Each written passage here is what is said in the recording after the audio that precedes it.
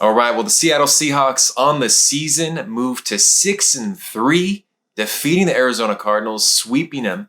This wasn't one of those years where the Seattle Seahawks struggled to face the Arizona Cardinals. Rather, both times they had control of the game throughout the whole entire time. We don't have to watch Carson Palmer anymore. It's Kyler Murray, and he has struggled to face the Seahawks. He goes to 0-2 on the season against Seattle. They win the season series in a commanding fashion. Well, today's a little bit different too. I have a co-host here, co-friend. Dillon, go ahead and introduce yourself and give us some observations of today's game. Well, as you introduced me, I'm Dillon. It was an interesting game, a game of a lot of mistakes, especially on the Cardinal front. That was definitely what decided the game, is those crucial mistakes from their offensive line.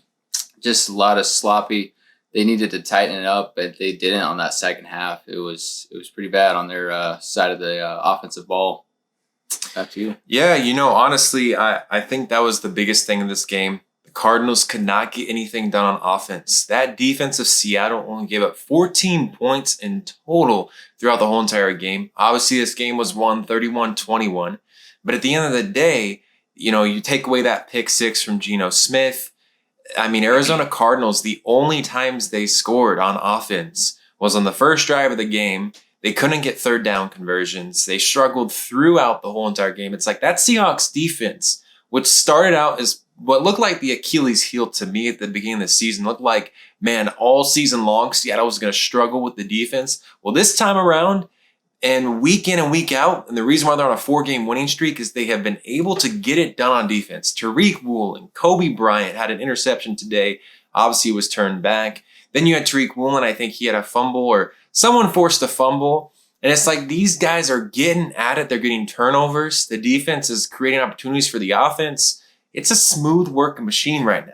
And for an elusive quarterback like Kyle is, they really got some sacks. I think they had a total of like 5-6 sacks. Really? It was pretty good. Two players had 2 sacks. I think it was Shelby Harris got 1 or 2 sacks, and they really got to that quarterback who we know is very elusive. He has legs, but he couldn't produce much on the ground today, as we contained him pretty well there in the pocket. So it was pretty entertaining to watch as a Seahawks fan. So yeah, Kyler Murray, he tried to make something happen.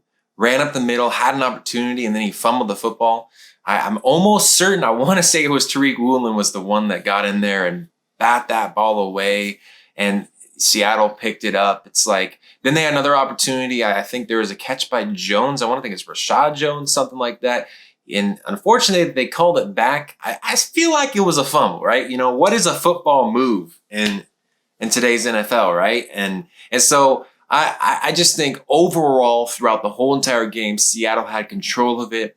Geno Smith is working that offense. Outside, I will say this. One thing that I thought that could be better for future weeks is they got a little cute there with the screens. They try to do some weird plays, with that interception that went for 6. There was a moment where I was like, what are they doing? Just run that ball. Speak a little bit about Kenneth Walker. What has he brought to this team that you're seeing just this like jolt in that team? What do you see? Well, number one thing he's brought to the Seattle Seahawks for the run game is speed. This guy is fast. If he gets open field, he's gone, and it's hard to catch him. He makes plays. He finds the holes. For a new running back, he's playing like a veteran. He sees the open holes. He takes the open holes, and it's so hard to tackle him. He's just so slippery. He's just an elusive running back with that speed, and he also has power. He does carry the defensive on his back. He produces many yards, as we've seen the last 2 or 3 weeks now. His yardage is up. I want to say he ran for over 100 yards. 26 yards. carries, 109 yards. Come on. This guy is a beast. 2 touchdowns. He's the real deal. If he stays healthy, he's going to take the Seahawks very deep, I say, in this season, if not the playoffs. So it's going to be very exciting to see what he does later on in the season as he's continuing to grow as a player. Yeah, it's one of those things. You're seeing a rookie class from the Seahawks right now dominate. You got Abe Lucas. You got Charles Cross. You got Boy Mafe even is getting in there and getting some things done. You got Kenneth Walker. Kobe Bryant, Tariq Woolen. You could not have asked for a better draft class. This is similar to that 2011, 2012 team.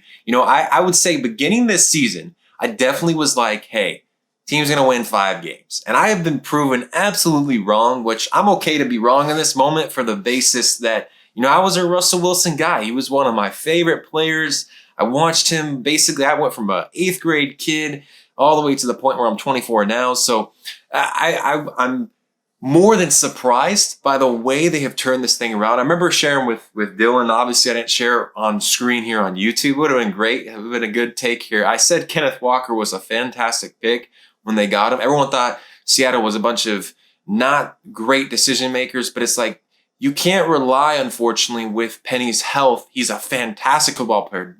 Can't knock the guy at all. It's an unfortunate event that is, the things he's had happen to him, I'm not saying he's weak. He's a strong player, fast as can be. Could you imagine right now a Ken Walker and Rashad Penny backfield? That would be 1-2 down. Oh, man, they would be just thrashing. Geno Smith would just be like, here you go, man. I'm giving out gold and go for it. But, the Seahawks hit gold with Kenneth Walker. He's well on his way with Offensive Rookie of the Year. Tariq Woolen might get Defensive Rookie of the Year. Sauce Gardner had a great game against the Buffalo Bills today, but it's been a fantastic season to watch. Is there any other things that you want to express that are worth noting in this game? Well, I would say the Seahawks did keep their penalties to a minimum, even though it was a little sloppy at some points in the game. They did keep the penalties. As we known for the last couple of years now, they've been a penalty-heavy team at times, but they've been able to tighten up on penalties and keep those to a minimum. Pete Carroll's doing a great coaching job. Both games now, last 2 games, he's just coached phenomenally. So it's great to see that everything is just firing on all cylinders. It's great to see that Smith is just settling in, finding his groove, hitting his receivers. He had a nice throw to Noah Fant, I think, which sealed the game, man. I think it sealed the game because that led into that touchdown drive that put us ahead, and I think that's what really decided the game right there. Yeah, he spoke right well to it. The way that Seattle's been using the tight end this year is something you hadn't seen the prior 10 years. The reality is that Russell Wilson could not see the way that Geno Smith can see. I think Geno Smith is 6'4", and having the ability to throw over the middle of the field, just those outside throws to tight ends. Will Dissly. He had a great game. Yeah, before this season began, they signed him to a 3-year, $24 million deal. A lot of people were scratching their heads, what's his use? But he's been a great blocking tight end. That's why the lanes are opening up for Kenneth Walker. He's got a burst of speed that he's patient too. I remember we were watching today. There was a moment when he was going down. He just kept on going. And it's like, this is Seahawks football at its peak finest hour. And it's one of those things where it's like, I'm kind of like, man, the way they're playing right now, I don't want to throw out Super Bowl, but they literally have a chance to run this NFC. We just witnessed Tom Brady go at it with the Rams and drove them to 3-5. Who would have thought that after 9 weeks of football, Seahawks be sitting number 1 in the division with a 6-3 record, the Niners 4-4, the Rams and Cardinals 3-5.